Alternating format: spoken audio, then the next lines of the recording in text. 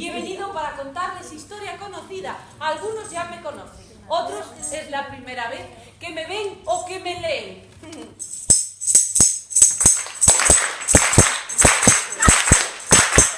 ¡Aloza, Lorenzo!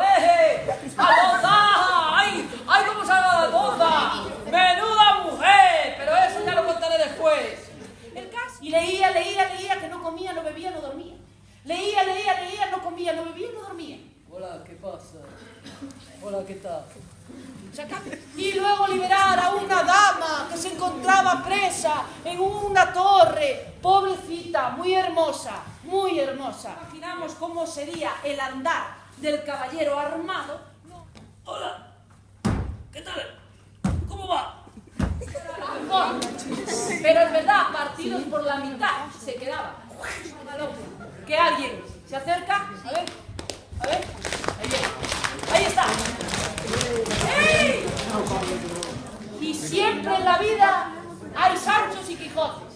Pues miren, vamos a hacer el encuentro entre Dulcinea del Toboso y Don Quijote frente a frente.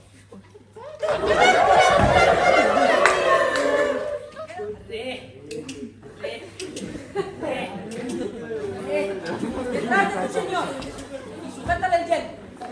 Y ahora que has llegado hasta mí desde tan lejos, tantas veces soñado este momento y este encuentro, por favor, dime algo bello.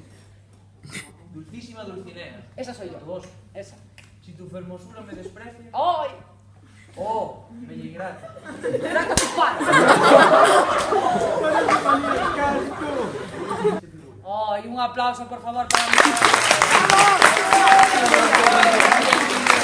Bueno, siéntense ahí en Sierra Morena a pensar en mí un ratito.